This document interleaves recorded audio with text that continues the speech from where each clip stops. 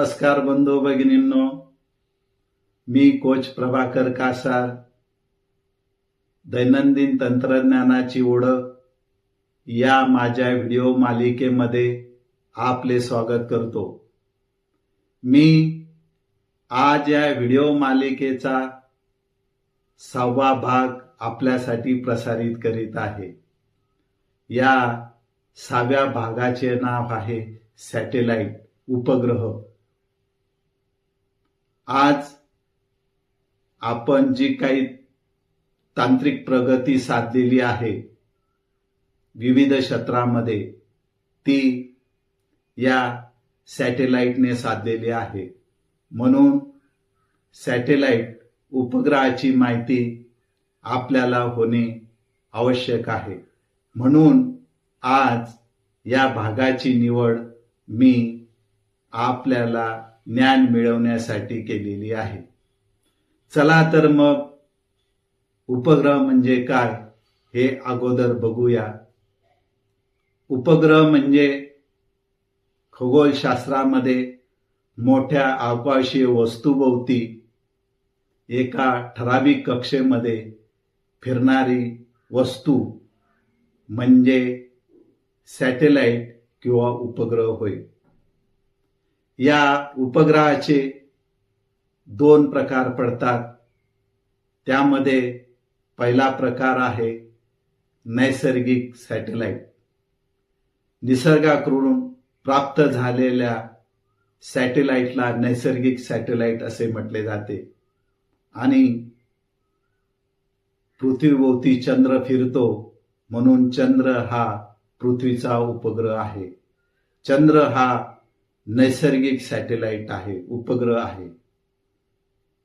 यामध्ये 2 नंबरचा प्रकार असतो कृत्रिम सॅटेलाइट. कृत्रिम सॅटेलाइट म्हणजे मानवाने विकसित केलेल्या आणि आकाशात सोडलेले यंत्र म्हणजे कृत्रिम सॅटेलाइट होय. या सॅटेलाइटच्या उपयोगावरनं त्याचे खालील प्रकार पडतात. पहिला प्रकार आहे संपर्क सॅटेलाइट म्हणजे कम्युनिकेशन सॅटेलाइट. या सॅटेलाइटचा वापर टीव्ही सिग्नल्स, मोबाईल कॉल्स आणि इंटरनेट सेवा प्राप्त करण्यासाठी होतो.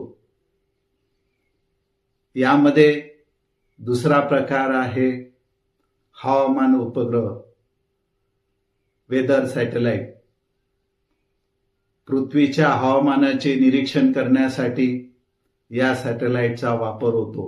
तसेच पाऊस, चक्रीवादळ हे जे काही संकट आपल्यावरती येतात नैसर्गिक, याची सूचना प्राप्त करण्यासाठी या वेदर सॅटेलाइटचा वापर केला जातो. यामध्ये 3 नंबरचा प्रकार आहे नेव्हिगेशन सॅटेलाइट. या सॅटेलाइटचा वापर जीपीएस प्रणाली कार्यान्वित करण्यासाठी केला जातो. रस्ता शोधण्यासाठी आणि एखादे ठिकाण निश्चित करण्यासाठी या नेव्हिगेशन सॅटेलाइटचा वापर केला जात असतो. यामध्ये 4था प्रकार आहे पृथ्वी निरीक्षण उपग्रह, अर्थ ऑब्झर्वेशन सॅटेलाइट. हा सॅटेलाइट पृथ्वीवरील संसाधने, शेती, समुद्र, जंगल याचे निरीक्षण करण्यासाठी या सॅटेलाइटचा वापर केला जातो. वैज्ञानिक सॅटेलाइट, सायंटिफिक सॅटेलाइट. या सॅटेलाइटचा वापर अवकाशातील अंतराळात ग्रह, तारे आणि ब्लॅक होल्स यांच्या संशोधनासाठी या सॅटेलाइटचा वापर केला जातो. सॅटेलाइट हे जे यंत्र आहे हे प्रामुख्याने 2 भागांपासून बनवलेले असते. त्यामध्ये पहिला भागाचं नाव आहे बेस. हा सॅटेलाइटचा मुख्य सांगाडा असतो.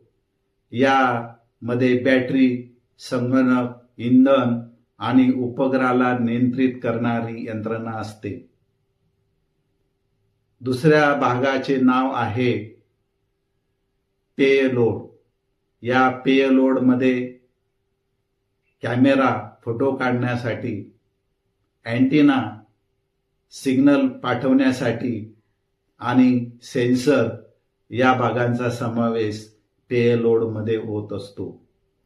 उपग्रह पृथ्वीपासून किती अंतरावर फिरतात यावरून त्याचे 3 प्रकार पडतात. पहिला प्रकार आहे LEO, low earth orbit.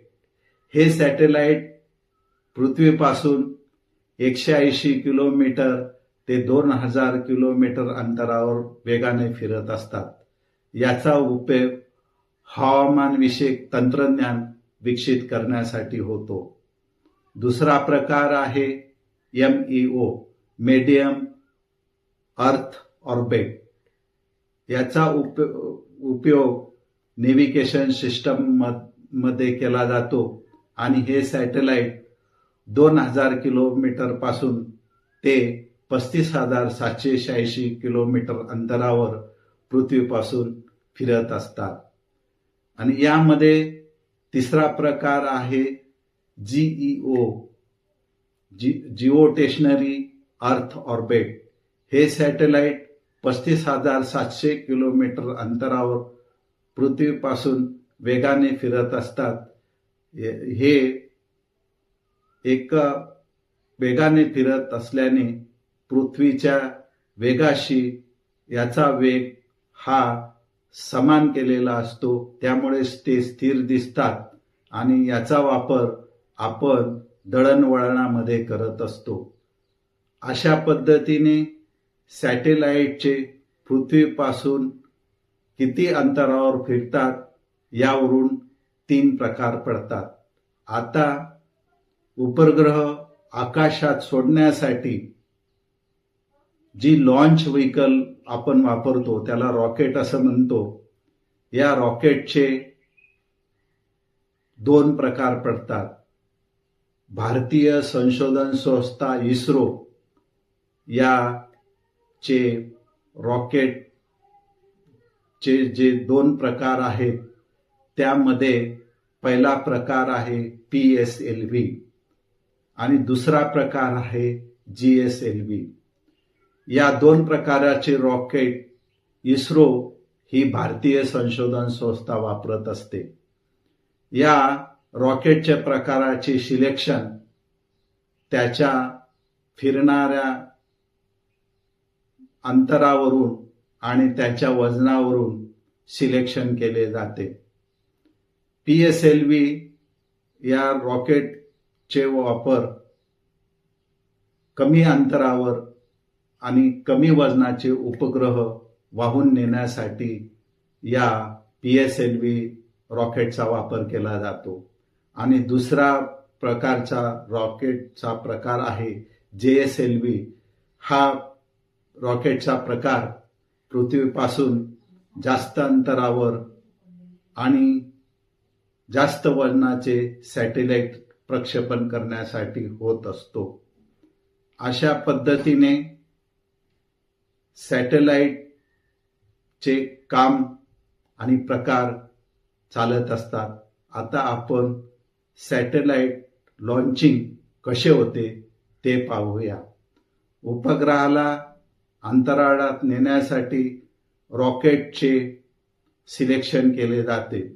Rocket उभ्या स्थितीत लॉन्च पॅडवर आणले जाते, त्यामध्ये इंधन भरले जाते आणि उपग्रहाला रॉकेटच्या सर्वात वरच्या भागात सुरक्षित ठेवले जाते. रॉकेटचे इंजिन जेव्हा सुरू होते तेव्हा प्रचंड शक्ती ही पृथ्वीच्या दिशेने बाहेर पडत असते आणि ही शक्ती रॉकेट वर ढकलण्यासाठी मदत करत असते. पृथ्वीची गुरुत्वाकर्षण शक्ती पार करण्यासाठी रॉकेटला प्रचंड वेगाची गरज असते. रॉकेट एकाच वेळी पूर्णपणे वर जात नाही, त्याचे वेगवेगळे भाग असतात आणि ते वेगवेगळे भाग वेगवेगळ्या ठिकाणावर वेगवेगळे होत असतात. पहिल्या भागामध्ये इंधन संपल्यानंतर तो भाग वेगळा होऊन हा समुद्रात पडतो आणि दुसऱ्या भागाचे इंजिन सुरू होते आणि इंजिन सुरू झाल्यानंतर त्याला प्रचंड वेग मिळत असतो. वजन कमी झाल्यामुळे ते अधिक वेगाने वर जात असते. जेव्हा रॉकेट ठरवलेल्या उंचीवर पोहोचते तेव्हा रॉकेटचा शेवटचा भाग उपग्रहाला एका विशिष्ट वेगाने आणि कोनातून ढकलतो. योग्य वेग मिळाल्यानंतर उपग्रह पृथ्वीच्या गुरुत्वाकर्षणामुळे आणि त्याच्या स्वतःच्या वेगामुळे पृथ्वीभोवती गोल फिरू लागतो आणि हा एका कक्षेत पोहोचल्यानंतर पुढे त्याचे सोलर पॅनल्स आणि अँटेना उघडले जातात. त्यानंतर तो पृथ्वीवरील कंट्रोल सेंटरशी संपर्क साधतो. अशा पद्धतीने सॅटेलाइटचे लॉन्चिंग आणि काम प्रकार आपण पाहिलेत. आता आपण इस्रो ही जी संशोधन संस्था आहे, हे सॅटेलाइट लॉन्चिंग संशोधन आणि सॅटेलाइटचे प्रकार विकसित करायचे काम करत असते. इस्रो या भारतीय संशोधन संस्थेने पहिला सॅटेलाइट 1975 साली आर्यभट्ट हा अवकाशामध्ये सोडला. त्यानंतर इनसॅट आणि जीसॅट हे भारताचे मुख्य उपग्रह आहेत. IRS हे पृथ्वी निरीक्षणासाठी वापरले जाणारे भारतीय उपग्रह आहेत.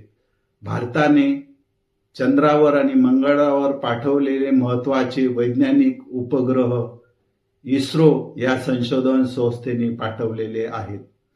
अशा पद्धतीने मी सॅटेलाइट आणि त्याचे चालणारे कार्य मी आपणास समजून सांगितलेले आहे. तरी ही माहिती आपल्याला अतिशय उपयोगाची आहे. ही माहिती ऐकून माझ्या कोच प्रभाकर कासार या यूट्यूब चॅनलला आपण सबस्क्राईब, लाईक करा ही नम्र विनंती. धन्यवाद.